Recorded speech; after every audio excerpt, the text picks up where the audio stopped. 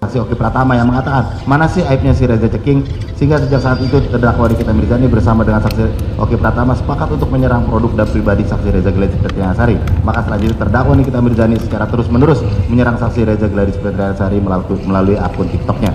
Ketiga, bahwa pada tanggal 27 Oktober 2024 sekira pukul 18.07 WIB, saksi Oki Pratama melakukan conference call bertiga dengan terdakwa Nikita Mirzani dan saksi Ismail Marzuki selama 7 menit dan 40 detik, di mana pada saat itu antara terdakwa Nikita Mirzani, saksi Oki Pratama dan saksi Ismail Marzuki sepakat agar terdakwa Nikita Mirzani melalui saksi Ismail Marzuki mendapatkan uang dari saksi Reza Gladys Pretianasari.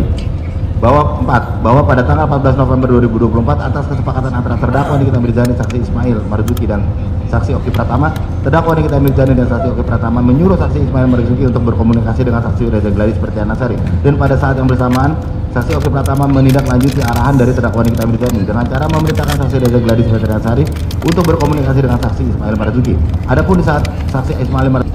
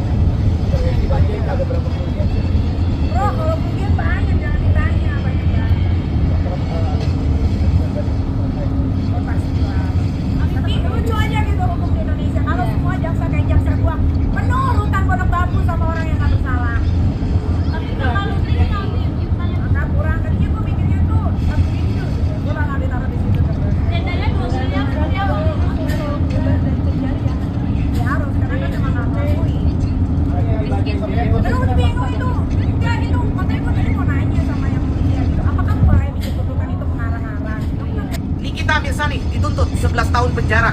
Saya bandingkan dengan kasusnya Harvey Mois 271 triliun pada tanggal 9 Desember 2024, itu tuntutannya itu 12 tahun. Jadi dengan Nikita Mirzani 4 miliar yang bukan merugikan negara dengan yang merugikan negara 271 triliun, itu bedanya cuma 1 tahun. Nikita 11 tahun tuntutannya dan Harvey Mois 12 tahun. Mati lagi kan keadilan sosial bagi seluruh rakyat Indonesia. Salam dari Kokoy Rejimot. Yang suka video saya silahkan follow dan tinggal. Haters Nikita Mirzani yang hatinya busuk nangis di pojokan karena sumpah serapah 20 tahun yang mereka gaungkan setiap hari ya, ternyata mentok cuma dituntutan 11 tahun penjara. Ingat lo ya, tadi dibilangnya kan buat haters Nikita Mirzani yang hatinya busuk.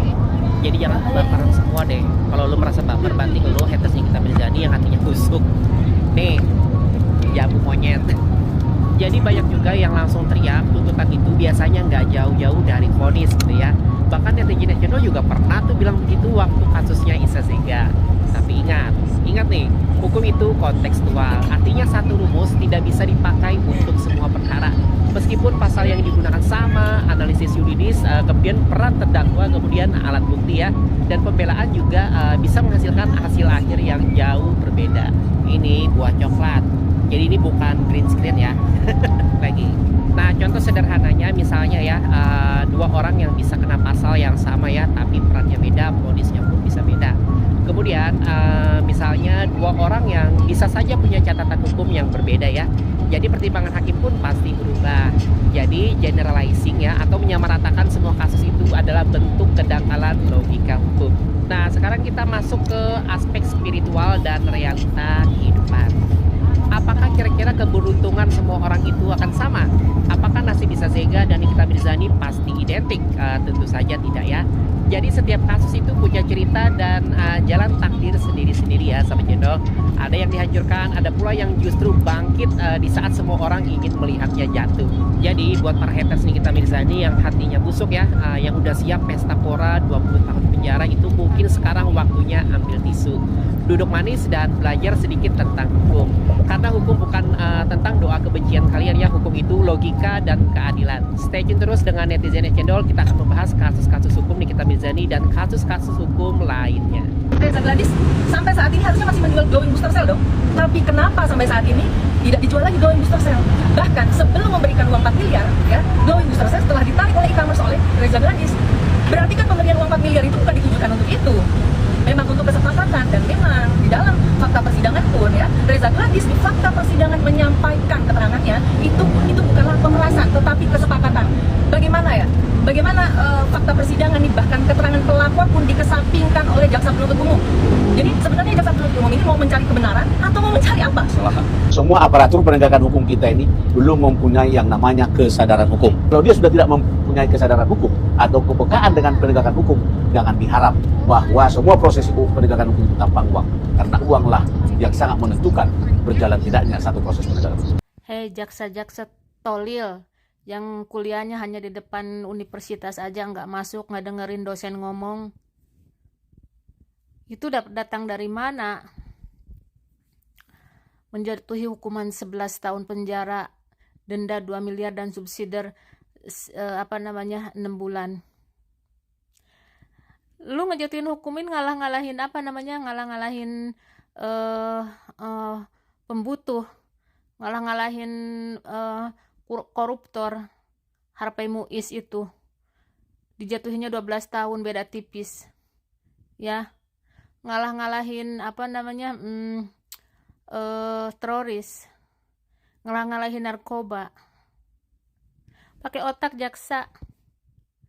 Lu nggak memvonis pada pokok perkaranya, nggak melihat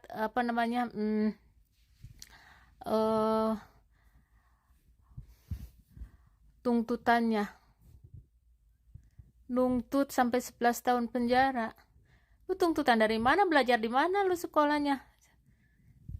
Heran sih di negara Konoha itu ya, jaksa gadungan aja bisa masuk ke kejaksaan pada kerja, beli bajunya di tukang loak itu, pakai baju jaksa.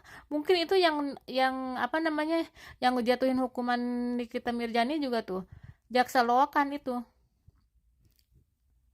Karena itu jaksa titipan, adanya di bajunya, pakaiannya ada di pasar loak.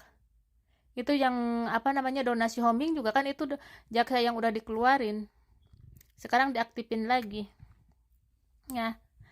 Tuh nanti lo suatu saat harta lo diperiksa, mampeng lo ya. Dari mana coba datangnya tuntutan 11 tahun, denda 2 miliar. Lu mah tuntutannya tuntutan balas dendam ya, karena malu sama Nikita Mirzani diejek terus. Wajar lah lu diejek, kan lu duluan yang motoin, yang mau makein rompi, lu kan duluan itu yang ngetawain Nikita Mirzani dan sebagainya. Lu yang duluan. Kenapa sekarang lu yang merasa tersakiti dan dilimpahkannya sama tuntutan? Itu tuntutan balas dendam, anjing.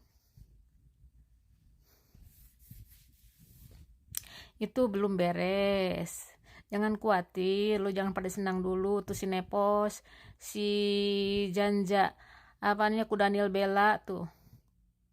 Reza Gladys jangan pada senang dulu. Masih banyak waktu ya. Masih banyak waktu untuk joget, untuk nyanyi, untuk koar-koar, masih banyak waktu. Tunggu aja dulu. Aduh, semuanya belum berakhir sayang, belum berakhir, masih ada pledoi ya. Nikita itu semar, lihat pledoinya nanti ya. Jangan ketawa ketiwi dulu. Itu tuntutan mengada-ngada, itu tuntutan titipan. Tunggu saatnya. Kalau KPK udah bergerak, semuanya dilibas ya. Jangan khawatir. Anjir.